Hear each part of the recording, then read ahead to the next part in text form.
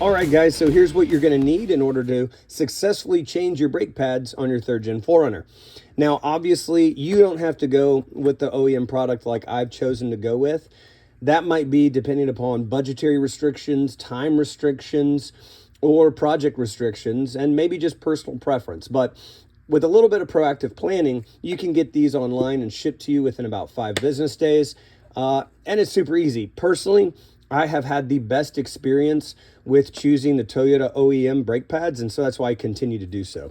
Now, the part number I've got today is 04465-35240.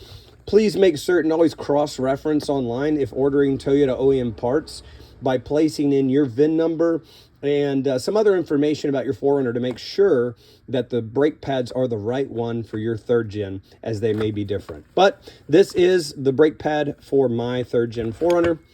As you can see, these brake pads come stamped here with all the OEM stamping. We've got LH for left hand, RH over there for right hand, and they look fantastic. Make certain when handling brake pads, as you can see I'm wearing gloves, to try not to touch the actual pad surface with your finger. Any of the oils from your finger can transfer onto your brake pads, and that's just not good. Now, one thing that you don't see here is brake parts cleaner. You will need to pick some of that up as well. Now, this here I've got from Amazon, and I'll leave you a link in the description of the video. This is new hardware. So essentially a new hardware kit, super simple, super easy. And I would definitely recommend purchasing this. I think it's less than 10 bucks if I remember on Amazon, comes within a couple of days. You can reuse your existing hardware in a pinch, or if you just want to clean it up and reuse it. But for the price and the peace of mind, I say go ahead and replace it. You're also going to need some lubricant here for your brake pads when you do the job. So this is it. Pretty simple. That brake parts cleaner. You might need some of these brushes here. Personally, I use these on all of my brake pad jobs because you want to clean up the surfaces. You'll see that later on in the video. You can pick these up at a local store, or I'll leave a link in the description of the video to Amazon where you can get some of these cheap and get them shipped to you. Super handy. I keep a bunch on hand for all my projects. So now that we've gone over this, let's go over to the vehicle and start our job. So today we're going to be starting on the driver's side, and the first thing you want to do before jacking your vehicle up is you want to loosen your lug nuts. And the other thing you want to do is remove the center cap on your wheel. Now, obviously, your wheel could be different than mine, but if you have these type of Toyota OEM center caps, what you want to do is look inside the grooves here, and in that groove you're going to find a notch, and that notch, which right here is on mine, you're going to take a tool. In this case, I've got these plastic body panel tools that are absolutely excellent. I use these in almost every video, and I link them in almost every video because I use them. So for 20 bucks in the whole kit, it's a steal. You're going to get that little edge inside of that groove there and start to pry. Looks like we might need this side a little bit better. There we go. And that's going to safely pry that out. Now, the reason why I always suggest to use something like this and do it gentle is because these tabs on your center cap get really brittle and can break. And once they break, it just kind of is a bummer. So, you know, be careful when removing that. Now, next up, we want to go ahead and loosen our lug nuts before we jack it up. Now, I'm old school. I've got a tire iron here, so we're going to go ahead and get these guys loose.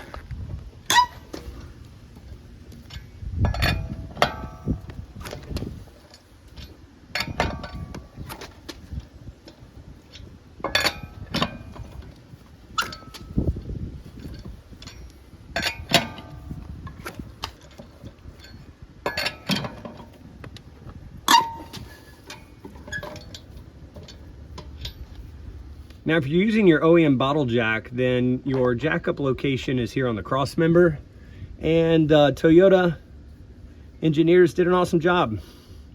That little cutout right there is right where the bottle jack will go. Now, before jacking up your vehicle, make sure to use wheel chocks on the vehicle to stabilize it and make certain that you're safe. If you're on the driver's side, I put one on the rear driver's side tire and one on the front passenger side tire. All right, we have our bottle jack in location, and we're going to slowly crank until we get nice firm pressure. and then we can go ahead and start to crank it up. Now your goal here is to crank it up nice and steady to where you get that front tire lifted off the ground to where the tire can spin freely. You don't need a lot, so make sure to keep an eye on the front tire as you jack up your vehicle. All right, so here's your test. We can now spin the tire freely, so it looks like we've gone far enough. Now you want to make sure to have some jack stands in place to stabilize everything. You don't want all the weight of your vehicle to be resting on that bottle jack. So as you see, I've got one here in place, and as long as you're gentle and safe and you don't rock the boat too much, honestly, you should be fine. All right, now that our tire is free spinning, we can go ahead and remove the lug nuts and remove the tire.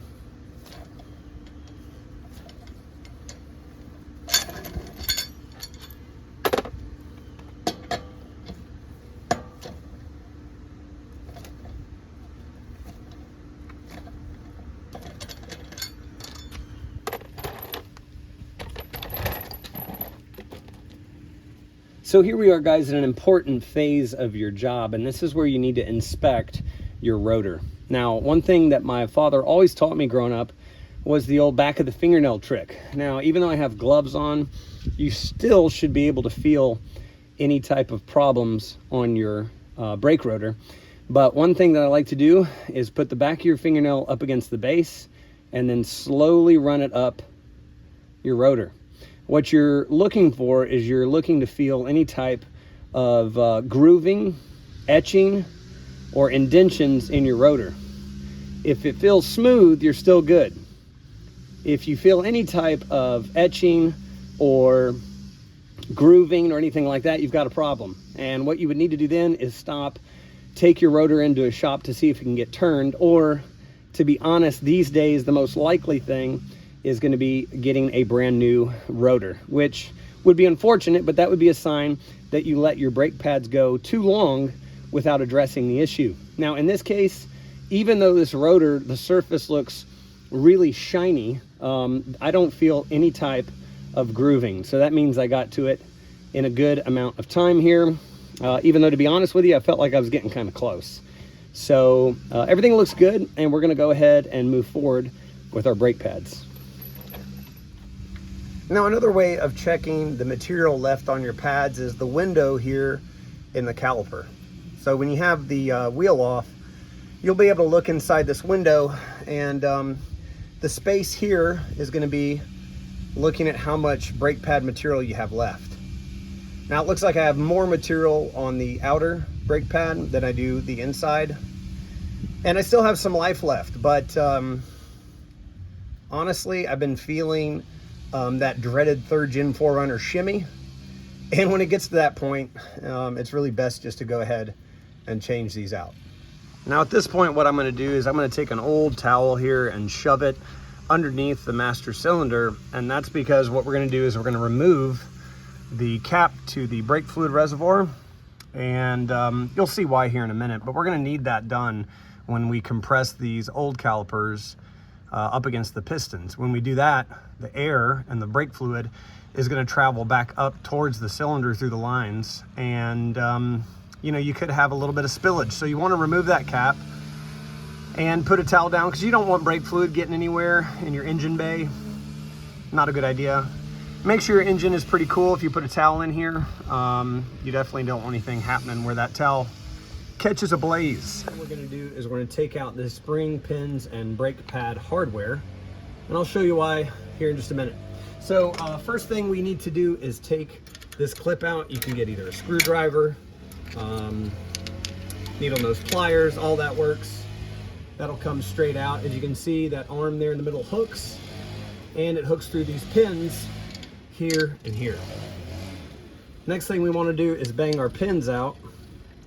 And we're going to try to do this here just with some pressure. As you can see, all I'm doing is using a small screwdriver and just normal pressure. Nothing fancy there. All right, now we're going to get these pins out with a needle nose plier. Now be careful, because As you can see, I placed my hand over it because that hardware is held in with tension, and it will pop out and slap you in the face if you're not careful. Now we are going to reuse these pins, but before we put them back, we're going to clean them up and get them nice and smooth before we place them back in there. All right guys, so now that we have our hardware out, now is the point that we want to use these calipers that are here that we're going to take out to compress our pistons. Now these actually should slide out, but you're going to have to compress the pistons a little bit to even begin to slide out these old pads. You can do that by using these hooks here, or excuse me, these holes here, maybe to put in like, you know, like some needle nose pliers. And as you can see, I'm actually able to move these a little bit just as it is. But if we do that and we take these out without compressing those pistons back into the caliper, then we're not going to be able to get our new pads in. So we're going to go ahead and do that now. Now this is the part where it's really important to make certain that you have your brake reservoir cap off. I showed that to you earlier, but if you haven't done it so far, go ahead and do it now. And something else to remember, as you're compressing these pistons, make sure to do it at a nice steady pace. Don't rush. The harder that you do it, the faster that you do it, the faster of a surge of brake fluid back up through the lines that you're going to get, and you're going to cause a bigger mess. So we're going to start by using this small C-clamp here to work our calipers back. Now we're going to do this little by little. We're going to start at the top and then go down to the bottom bottom piston, excuse me. And the reason we're doing this, as you can see, I've already gotten some room, is because you want to keep an even compression on both of these pistons as much as possible.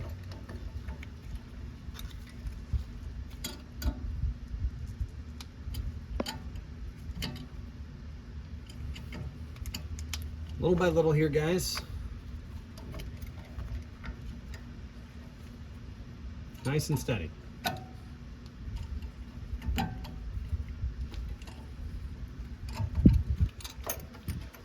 Now, as you can see, I've already gotten the brake pad free. However, we're going to need a lot more room to get that new pad in there. So with that being said, we're going to continue to compress these pistons. But I'll show you, those brake pads are definitely done. Man, just a little bit left, but I'm glad we went ahead and did this job now. So we're going to go ahead and put this back and continue this compression. One little thing before we just kind of fast forward to the next one. As you're doing this, you're going to want to make certain to basically push your C-clamp towards that brake rotor as you tighten. Otherwise, it'll pop off and it's not going to be any good. So let's go ahead and finish compressing this, these pistons all the way down, and then we'll move to the one on the back. Now when you're at the end of the travel here, or at the end of essentially as far as you can go, one thing you can do is take a flathead screwdriver and pry in between the pad. You're going to take the screwdriver tip essentially, and the tip is going to be prying towards the piston, towards the pad, and you're going to be using the rotor as leverage. You're not going to really hurt the rotor unless you do something crazy. So we're going to do it just enough, not a ton here. There we go. You don't want to push too hard, obviously, on that rotor on the edge, but at the very end of that travel, that's all you need. So as you can see, we've got our pistons compressed back into the caliper, and we're ready to do the rear pad.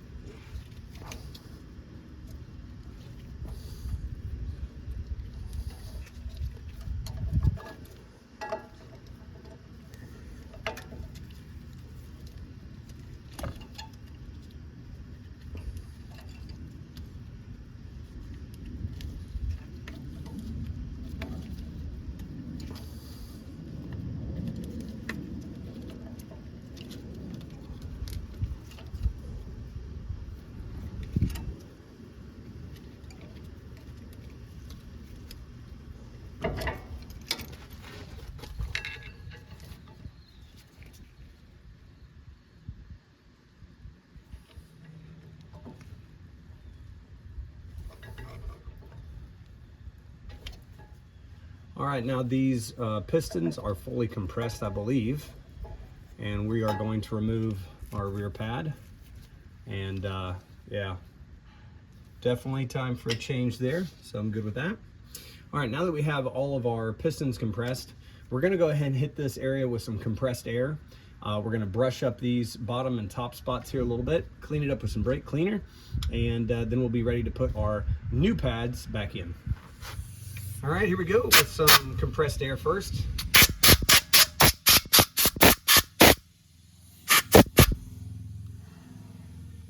You definitely want to be careful with compressed air. You don't want to get too close to these rubber boots and do any damage with them, because that would not be a good thing.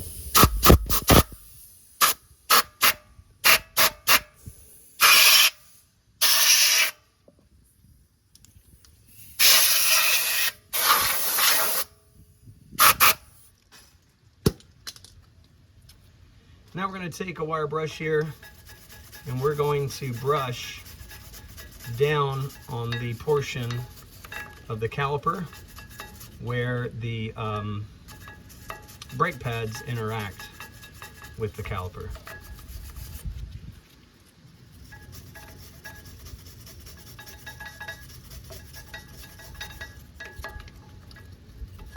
I think I need a thinner brush up here. There we go.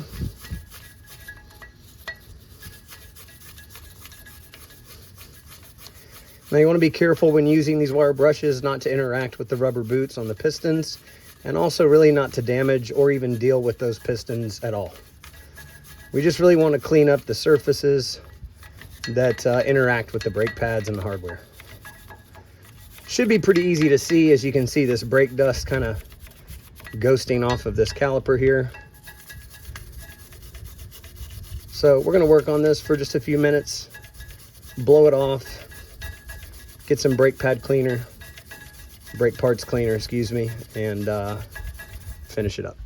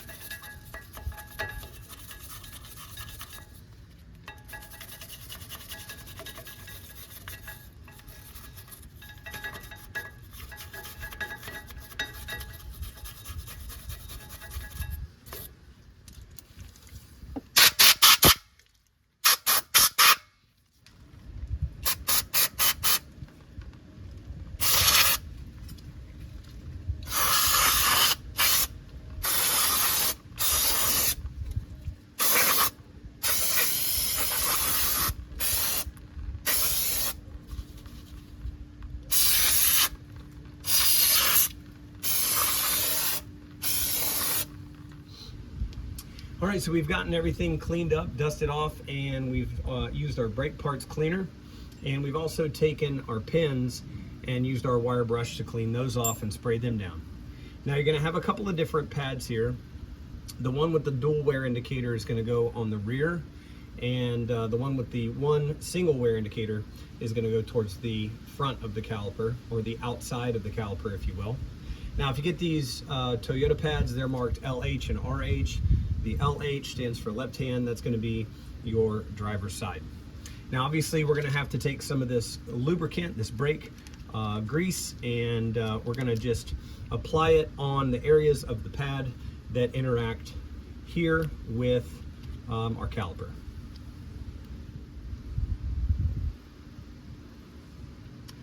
Now, you want to be careful as you're doing this to obviously not have any of this brake grease touch the brake pad material itself. And as long as you do that, you should be fine.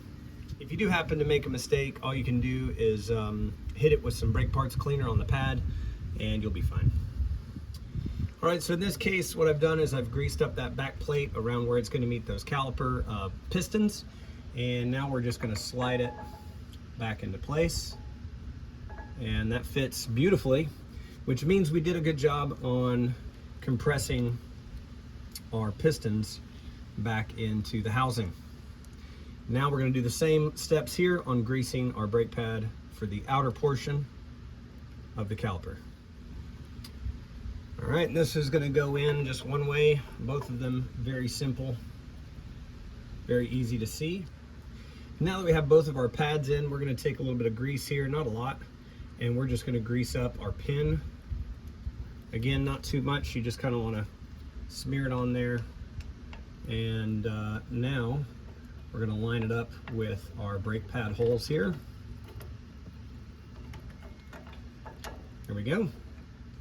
And that slides in nice and easy. Now, you will have these little tiny holes on the back of these pins, and you're going to need to have those line up appropriately to where you can feed this keeper pin on the back side of it. Now what we're going to do is we're going to take our hardware piece here, and we are going to loop it over the top bar, just like that, right? So it's hanging on that top bar, and this makes it really easy to see that these cross pieces are going to fall within those brake pads right there. Now we're going to take our next pin that we have, and we're going to grease it up in the same manner that we did before. Again, nothing heavy, just a little bit of grease, and we're going to make sure to push it through to where there we go, to where we push that piece of our brake hardware, our keeper, through. And there it is. Now that we have the holes lined up in our pins, what we want to do is feed the legs through those holes in the pins. A little dark here. And let's see, there we go. Might need to rotate this top pin a little bit, but we'll find out here in just a second. There we go. I'm gonna start up top there. And now that that's done, you just feed this through that middle portion there. And you're all set, guys.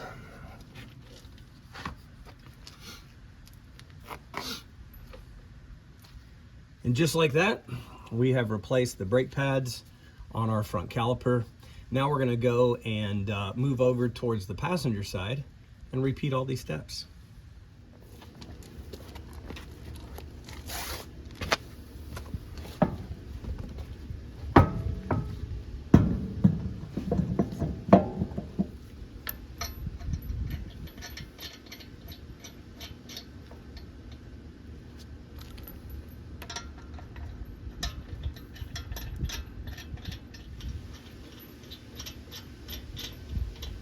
As you put your lug nuts back on, you want to make sure to get the lug nuts seated properly within the wheelbase to make certain that this tapered end goes all the way inside of the lug nut hole locations inside of your wheel. Takes a little bit of maneuvering at first, but I like to use my legs here underneath the tire on each side to kind of act as a prop. It makes things super simple.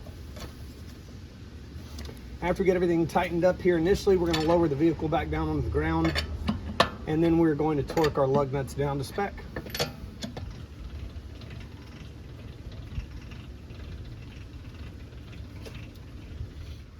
All right, now we're going to go ahead and torque down our lug nuts, and this is going to be 83 foot-pounds of torque. And we want to go ahead and do it in a star pattern.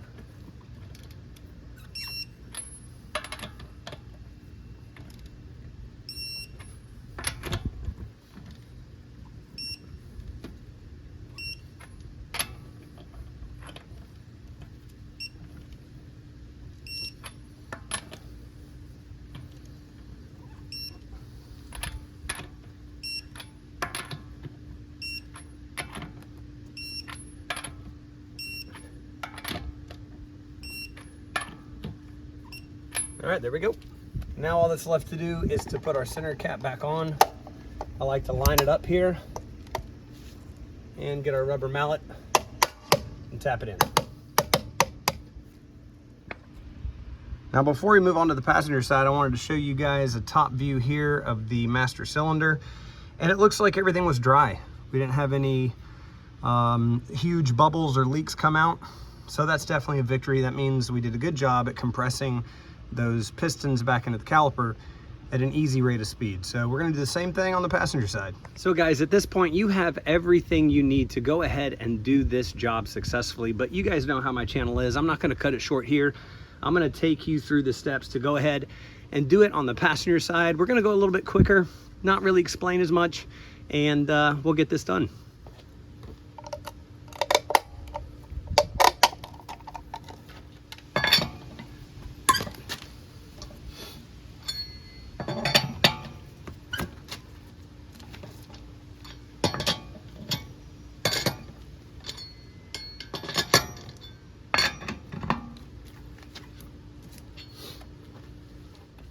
Now you want to flip your chock around on the passenger side. You want to go ahead and chock off the back passenger tire and the front driver's side tire.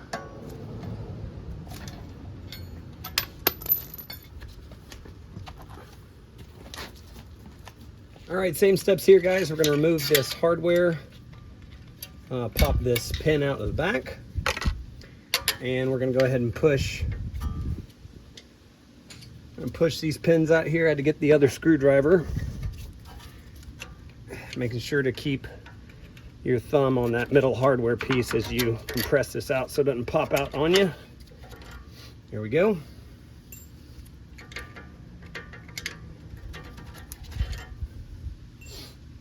All right, and there's our old hardware.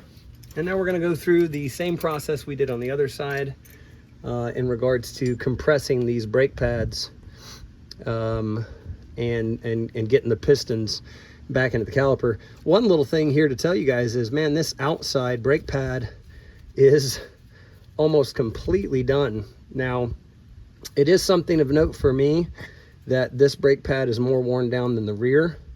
That could speak to something regarding the pistons, but I do actually have a project coming on the way. I've gone ahead and picked up the calipers from a Toyota Tundra, and I'm going to do the Tundra brake upgrade. So honestly, I think this might be my very last brake pad change on this stock setup. So we're going to go ahead and run through it.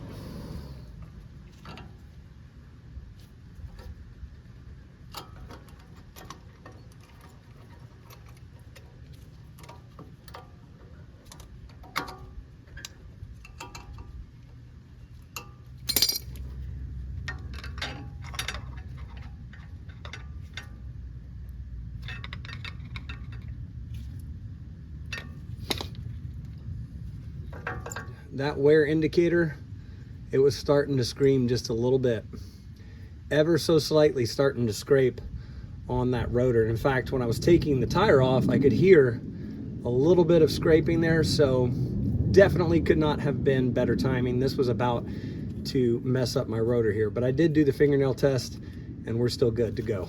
On to the back. All right, so the rear brake pad is completely done there. We've got those pistons compressed and we're ready to clean it up. So I wanted to show you guys in real action here what really does happen. So that is the brake fluid coming back up. And as you can see, we were about to have a big spill. We've got a little bit going, so we're gonna go ahead and take a rag and soak up a little bit of that before we move forward. All right, time to get it cleaned off.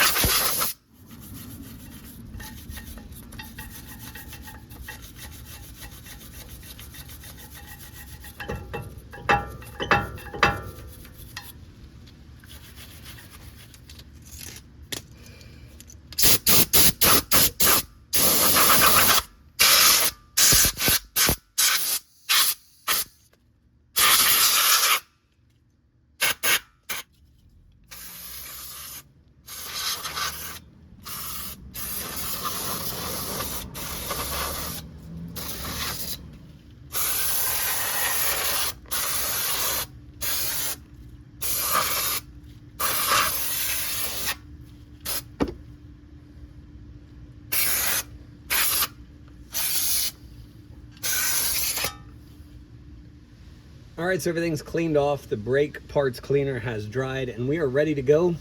Once again, the double wear indicator pad goes on the inner side of the brake caliper here. So we're gonna go ahead and get it greased up. All right, we're all greased up and we're ready to go ahead and place this one back in. Slides in perfectly. Let's get the front side done. And once again, this one is the RH with the single wear indicator. All right, we're gonna slide this one into place. There we go. All right, so once again, we have cleaned up our pins to make certain that we've gotten any rust off of them. And we're gonna apply a thin layer of grease onto those pins. We're gonna try to make certain that that pinhole right there stays right about center to slightly low angle as we push it through.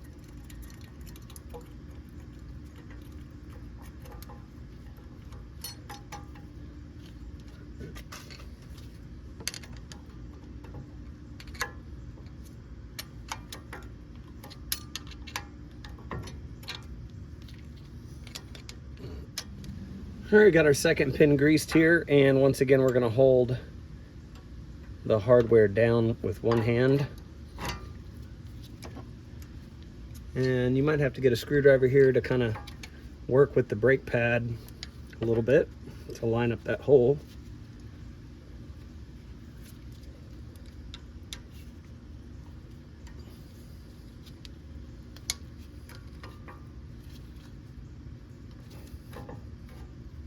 There we go. All right, last piece here is our clip. This is just our retainer clip. We're going to feed it once again into both holes of the pins first. And then it's going to feed right into that slot.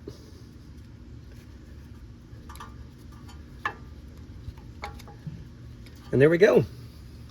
We're all set.